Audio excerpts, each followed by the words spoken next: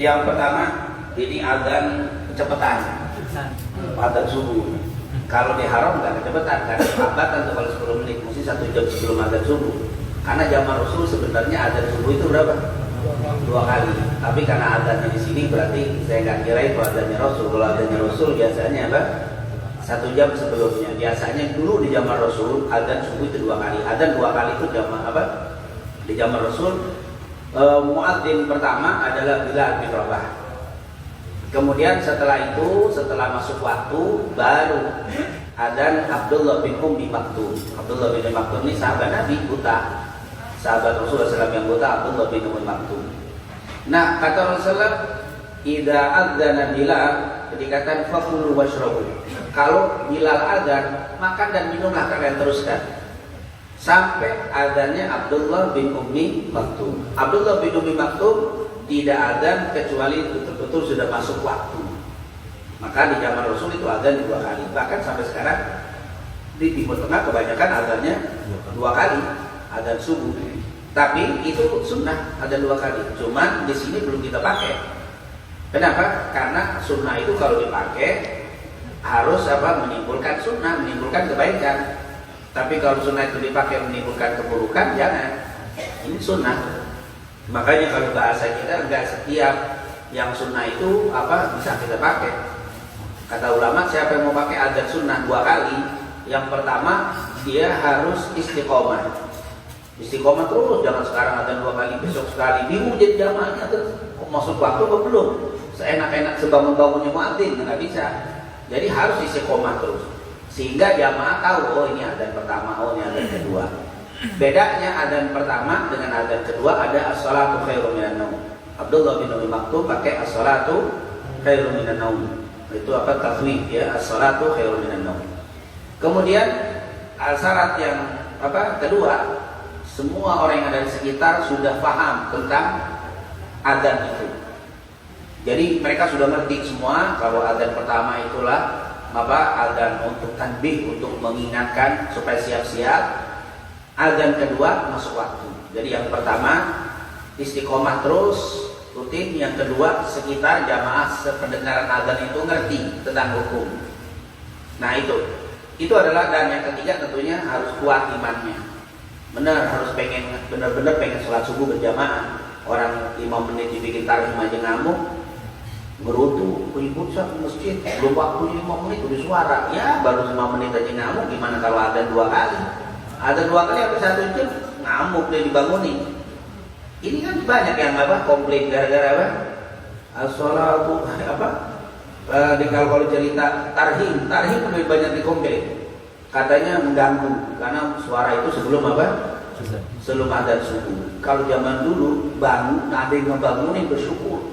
Zaman dulu kalau ada yang ngebangunin gembira, bersyukur, berterima kasih. Kalau sekarang disumpahin. Bangun disumpahin, ngebangunin. Ini kan berarti boro-boro ada 2 kali tarhim 5 menit sebelum itu ada momen. Karena kalau ada 2 kali 1 jam atau setengah jam sebelum subuh di adzan. Misalkan kalau sekarang adzan setengah 5, jam 4 itu harus adzan dulu.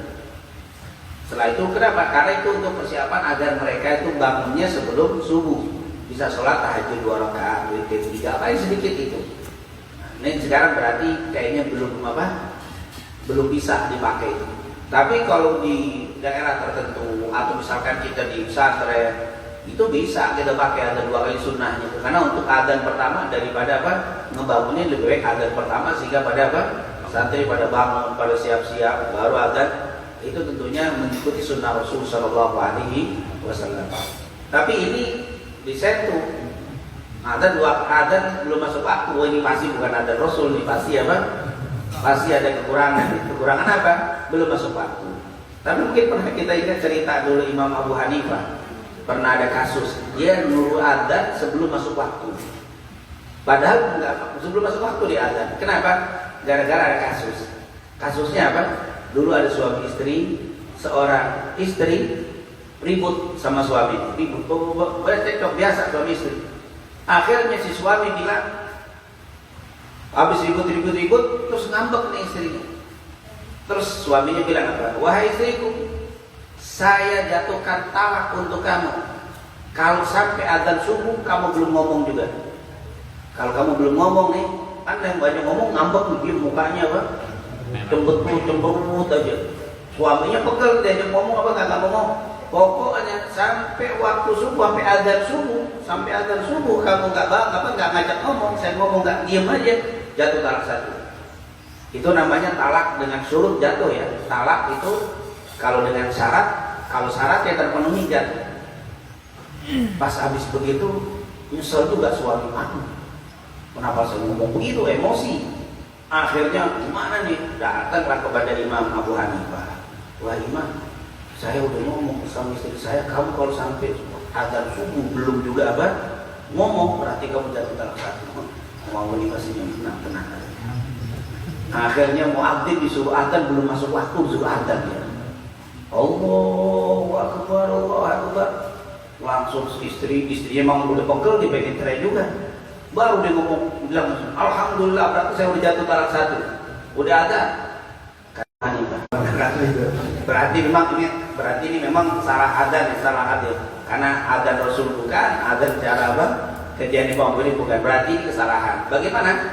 Ketika kita adzan belum masuk waktunya, berarti memang belum waktu. Kita bisa, kalau memang lingkungan kita yang dengar kita tahu nih banyak juga saudara teman kita khawatir dia mau apa? Mendirikan sholat karena azan kita, maka cukup satu bilang aja, dikasih begitu nggak apa-apa. Maaf kepada jamaah, saya lihat ya ini belum masuk waktu, tunggu dulu beberapa menit belum masuk waktu. Nggak apa-apa, dikasih aja, jangan kita malu, kasih tahu aja begitu. Nggak usah pakai azan dua kali yang salah, apa bingung lagi terjemaah. Jadi diumumkan saja, diumumkan. Maaf untuk para jamaah kan mikir itu juga ya, ada orang-orang kedengaran juga. Maaf, kesalahan belum masuk waktu, tunggu belum masuk waktu. Nah, oh ternyata sudah ada yang sholat, sudah ada yang sholat subuh. Ternyata setelah kita azan kedua kali pas masuk waktu kita azan, dia udah sholat, nggak apa-apa, sholat lagi. Orang itu sholatnya dapat sholat sunnah. Jadi seluruh ulama sepakat kalau kita sholat fardu ternyata setelah salam belum masuk waktu tetap dapat pahala apa? Sunnah. Jadi yang telat, yang kelebihan tadi, tapi harus sholat lagi.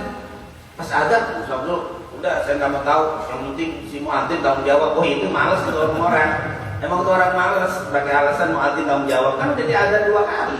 Kecuali muadzin nggak tanggung jawab, nggak azan lagi, diem padahal udah telat, saking mau ditinggalin. Nah itu salah. Tapi kalau diazan lagi, berarti saya tadi azan belum masuk apa? Waktu, dan dia sholat tadi berarti belum masuk waktu. Terus bagaimana sia-sia? Enggak. Seluruh ulama ahli fikih sepakat, orang yang sholat ternyata salah waktunya, dia mengulang, maka yang sudah dia lakukan sholat itu menjadi sholat apa? Sunnah, dapat pahala. Kan kita juga sering sholat qobliyah subuh, qobliyah dipikir sudah azan, setelah salam ternyata baru azan, tetap itu dapat. Enggak sia-sia. Nyampe-nyampein aja saya udah sholat, nggak ada itu nyampe-nyampein. Tidak ada kata-kata sia-sia untuk menjadikan yang nggak boleh kita tahu. Ini belum masuk waktu kita sholat, terus nggak sholat lagi, baru dosa.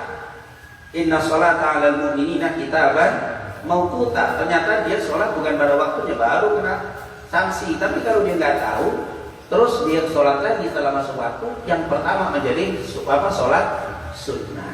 Nah ini tentunya merupakan nikmat bagi mereka untuk bisa mendirikan sholat tetap dapat pahala.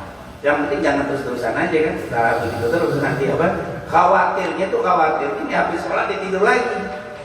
Habis sholat dia tidur lagi, azan kedua yang beneran dia kagak kedengeran. Nah ini pula terus bagaimana yang model begitu? Maaf. Karena itu orang nggak dengan sengaja meninggalkan sholat. Ini luar biasa. Kalau bicara tentang hukum nggak usah terlalu keras, karena memang hukum ini luar biasa. Hukum ini kalau bicara akidah baru kita satu, tapi kalau bicara hukum ini luar biasa. Ternyata dia ketiduran, dia tidur.